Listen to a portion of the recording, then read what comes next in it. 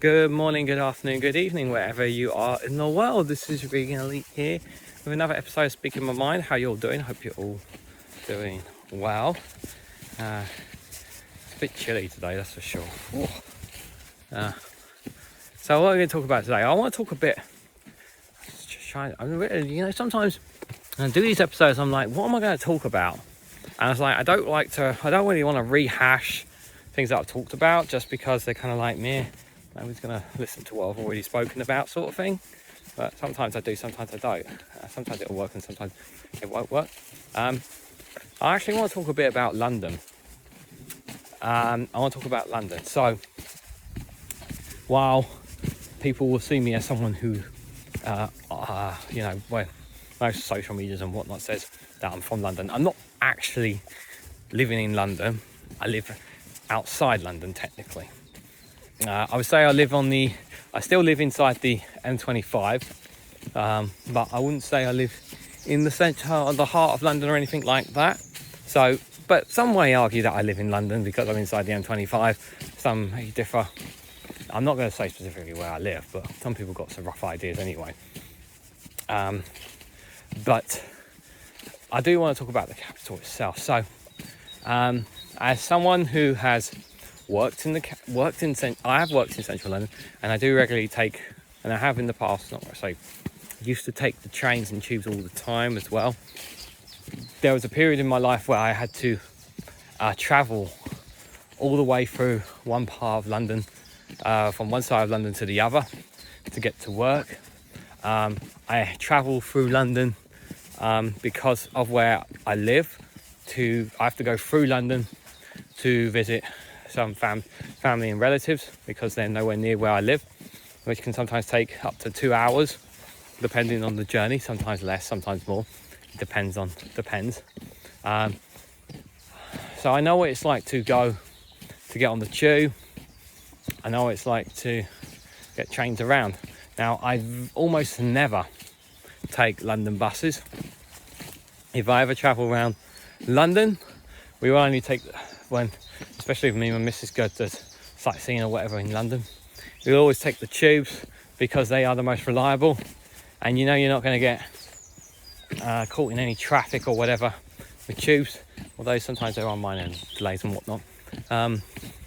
But I do always have a fascination for trains, and when I was very young, I remember one of the oldest times I remember my parents taking me on the tube, and it was to take me to a special, I can't remember what it was for, a special clinic or something, because of something to do with my teeth, and maybe I'll do a story about my teeth one day, actually. That's a good one.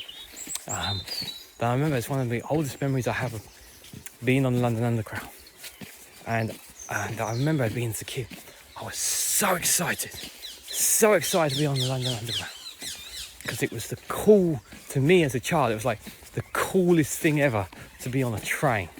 It was really cool. I just thought it was a really, really cool thing. And I don't have the same thing that I have when I go on the train now. But even funny that, when the Elizabeth line opened here in London, I remember I think it was like a week after it opened, I went and got the Elizabeth line somewhere, because I just wanted to get, me and my partner gave ourselves a reason to get on the Elizabeth line, put it that way. And I was like, this is so cool to me, because it was like, it's a new train, new look, station all clean and all that stuff, and yeah, I know you could talk about the politics and taxpayer money being wasted and not enough money going up north and all that, and I totally agree with all those premises, guys. But I was just talking about it from, it just felt to me, it was like wow, this is so cool, sort of thing. And sorry, just got a message there. And the sights that I've seen so many times in London, like the Big Ben, the Shard, the London Eye. Never been on the London Eye, by the way. Why? Because it's too bloody expensive. Why have I never been up the Shard? Again, too bloody expensive. However, I have been to the Sky Gardens, which it was free. I'm assuming it's still free now. You just have to book well in advance here for it though, which is pretty cool that you can actually go to the Sky God for free, but you have to book it well in advance. I don't know if it's still free, so I could be wrong on that. You have to check yourself on that. Lots of touristy places, lots of things to go and see and do. Lots of the museums are free in London as well. We've been to pretty much I think we've been to all of them. At least I think so anyway. There's always something to do. I love also sometimes when we go into Leicester Square, right into the heart of London, and like sometimes in the square there's like someone doing some silly, there's someone like there's like some kind of activity going on, like someone's doing like a dance, they're doing some dance or magic trick or whatnot in the square. People are enthusiastic too. There's the giant M&M store that people go to. I wish it was a Skittles store instead of M&M's myself, but it's still like pretty cool just to see it. There's the giant Lego store, which is pretty cool, and there's all these kind of shops that you don't normally have on your high street. That's like, oh, so cool and fascinating to see. And there was like the like medieval kind of shops they have. I've seen one or two in, and I can't remember their names, but there was like one had like Lord of the Rings, Harry Potter, Games of Thrones, like stuff and whatnot. I mean, it's like really, really cool stuff, and makes you want to buy everything in those shops, except they're too expensive. So, because you're buying an arm and a leg here for them. And then obviously you have Oxford's High Street itself, which of course has some of the most luxurious shops. Actually, that's not the most luxurious shops. There's actually a road, and someone will probably correct me. Will remember the name. Someone knows the name. There's actually one or two places in central London where it's actually like where it's like the rich shops where, and we're talking like thousands, tens of thousands of pounds for some of these clothes and jewelry as shops, like buying these stuff in them. Yeah, like these are proper rich shops, and you can feel the wealth by walking down it and seeing how deep clean these shops are. And like literally every single shop has a guard, a bodyguard literally in it, with a suit and everything, looking all nice and muscular and everything, like, because obviously you don't want anybody coming in trying to steal and whatnot. And if you go into these shops and you don't look like the cleanest of person, you're probably not going to let you in. But we've never actually been into, we've looked at them from the outside, we've never actually gone into them, because it's like, well, we're not going to be spending £10,000 on a jacket or something, but you see all this and you're just like the wealth, like it's insane. I know obviously there's some places where they have some things like that, but it just boggles my mind, like how much of them. There's obviously some of the toy shops as well. I think it's like the Giant Hamlets toy shop in central London. They got like 3-4 floors or something, like vast array of toys, and they do demos all the time. I remember when me and my missus went last in there as well. It's like, wow, like there's always something going on in London. There's always something to do. There's always activities. Like literally last weekend, at the time of this episode, they had the London Marathon, and it doesn't cost anything to go and see the London Marathon. I know relatives of mine who can literally see it from outside their house, from outside their home, literally out on the balcony, like, which is pretty darn awesome. So there's always something going on in London, and I'm not talking about the protests and whatnot. I'm trying to talk about it from the positive side of things, the cool side of things, the reasons why you should go and visit London. There's obviously the cool hop on hop off buses, tours that tell you everything, places that you haven't been or go around in London as well.